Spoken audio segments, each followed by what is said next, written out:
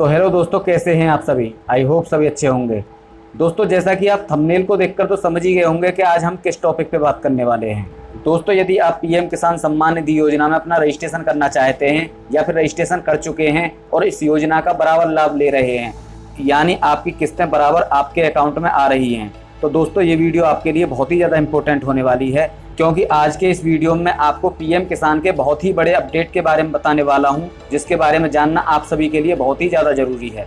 क्योंकि कुछ दिनों से कुछ लोगों के मेरे पास डेली कमेंट आ रहे हैं कि सर, हम पीएम किसान सम्मान निधि योजना में अपना नया रजिस्ट्रेशन नहीं कर पा रहे हैं, ना तो सेल्फ के माध्यम से हो पा रहा है और ना ही सीएससी के माध्यम से। तो आखिर अब हम अपना रजिस्ट्रेशन कैसे करें जिससे कि इस योजना का लाभ ले पाएँ।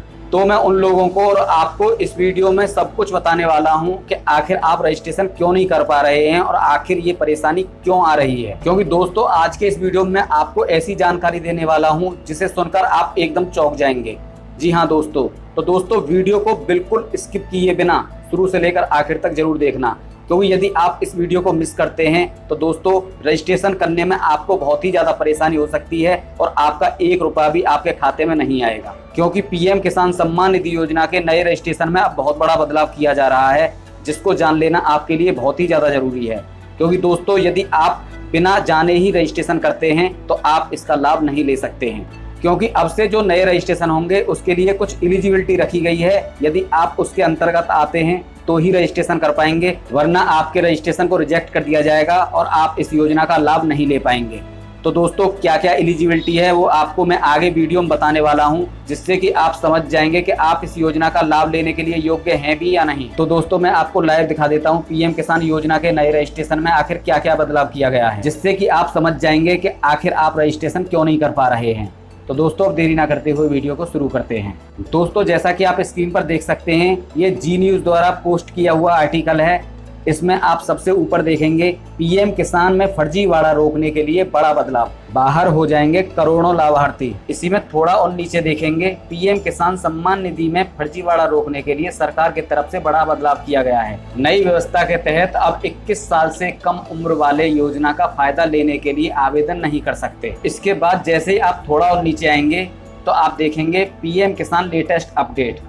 केंद्र सरकार की पीएम किसान सम्मान निधि योजना में फर्जीवाड़ा रोकने के लिए सरकार के तरफ से नए नए नियम बनाए जा रहे हैं। पिछले दिनों आवेदन करने के दौरान जमीन के दस्तावेजों को जरूरी कर दिया गया था। पीएम किसान निधि योजना में पिछले दिनों सरकार को फर्जीवाड़ा बढ़ने और अपात्रों के 6,000 रुपए सालाना लेने की जानकारी मिली थी, जिसके बाद सरकार की तरफ से अपात्रों को रोकने के लिए कई कदम उठाए गए हैं। क्योंकि दोस्तों, आप सभी लोग जानते होंगे कुछ लोग ऐसे हैं जो कि योग्य नहीं है फिर भी इसके लिए रजिस्ट्रेशन कर देते हैं, तो उनकी वजह से ये परेशानी सभी को झेलनी पड़ती है और सभी को परेशान होना पड़ता है। क्योंकि इसी फर्जीवाड़े को रोकने के लिए पहले ईकेवाईसी को चलाया गया था, लेकिन फर्जीवाड़ा फिर भी नहीं रुका, क्योंकि फर्जीवाड़ा करने वाले लोग आखिर कोई ना कोई रास्ता निकाल ही लेते हैं। लेकिन सरकार को जब भी इस फर्जीवाड़े का पता चलता है तो वो रजिस्ट्रेशन को कुछ दिनों के लिए रोक देती है और कुछ नया नियम जारी कर देती है, जो कि सरकार अब करने जा रही है। लेकिन दोस्तों, जो इस बार सरकार नए नियम बना रही है उसे देखकर आप एकदम चौंक जाएंगे।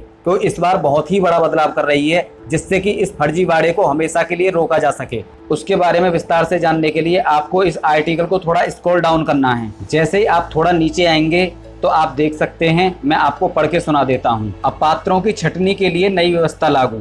नए नियम के तहत सरकार ने पीएम किसान योजना में गड़बड़ी रोकने अपात्रों की छटनी के लिए नई व्यवस्था लागू की है। नई व्यवस्था के तहत योजना के लिए वही किसान पात्र होंगे जिनका जन्म 1 फरवरी 2001 से पहले हुआ है। इस हिसाब से 21 साल की उम्र वाला व्यक्ति ही इस योजना के लिए पात्र होगा। 1 फरवरी 2001 के बाद पैदा हुआ व्यक्ति योजना का लाभ नहीं ले पाएगा। दोस्तों, जैसा कि ये तो आप सभी लोग जानते होंगे, जब आप पीएम किसान योजना में नया रजिस्ट्रेशन करते थे तो सिर्फ आपके पास जमीन होनी चाहिए थी।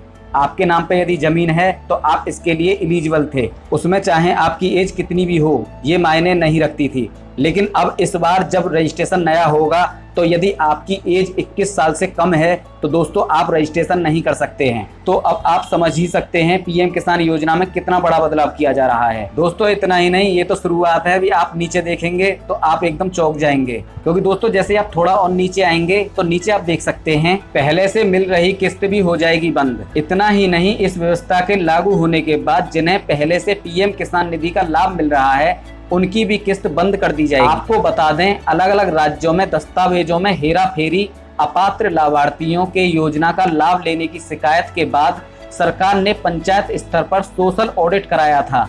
इसके बाद तमाम लोगों के गलत तरीके से योजना का फायदा लेने का मामला सामने आया था। यानी दोस्तों, अब आप समझ सकते हैं, यदि आपकी एज 21 साल से कम है और आपने रजिस्ट्रेशन कराया था और वो सक्सेसफुल हो चुका था और आपकी किस्त बराबर आ रही है, तो दोस्तों इस योजना के अनुसार यदि आपकी किस्त आ भी रही है तो उसको रोक दिया जाएगा और साथ ही उसके रजिस्ट्रेशन को भी रद्द कर दिया जाएगा। क्योंकि पीएम किसान नई योजना के अनुसार जो 21 वर्ष से कम उम्र के हैं और वो रजिस्ट्रेशन अपना यदि करते हैं या उन्होंने करा रखा है, तो वो लोग सरकार की नज़र में अपात्रों की श्रेणी में आएंगे, तो उन लोगों की किस्त अपने आप ही आना बंद हो जाएगी। इसके बाद आगे पढ़ लेते हैं कि आगे क्या लिखा हुआ है। पुनर्विचार पर भी नई व्यवस्था में ही होगा आवेदन। इसका खुलासा होने के बाद कुछ जिलों में सरकार की तरफ से गलत तरीके से योजना का फायदा लेने वालों को नोटिस भेजकर पैसा वापस करने के लिए भी कहा गया था।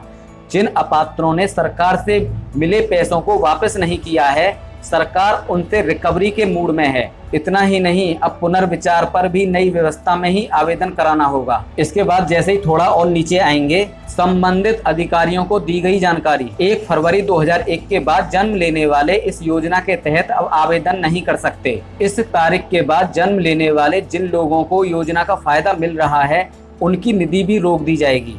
इस संबंध में बिहार के कृषि निर्देशक ने सभी जिलों के कृषि अधिकारियों, डीएम्स और संबंधित अधिकारियों को जानकारी दी है। ई-केवाईसी का प्रावधान भी योजना में बढ़ रहे फर्जीवाड़े को रोकने के लिए किया गया है। इसके बाद जैसे आप थोड़ा स्क्रॉल डाउन करके और थोड़ा नीचे आएंगे तो आप देख सकते हैं, राजस्व विभाग के रिकॉर्ड में डाटा अपडेट होना जरूरी। नए नियम के तहत ऑनलाइन आवेदन से पहले भूमि का ब्यौरा राजस्व विभाग के रिकॉर्ड में अपडेट कराना जरूरी होगा। रिकॉर्ड में विवरण नहीं होने पर ऑनलाइन आवेदन नहीं किया जा सकेगा। 11वीं किस्त मिलने के बाद अब किसानों को 12वीं किस्त का इंतजार है। इस किस्त का पैसा अगस्त से सितंबर के बीच में ट्रांसफर होने की उम्मीद है।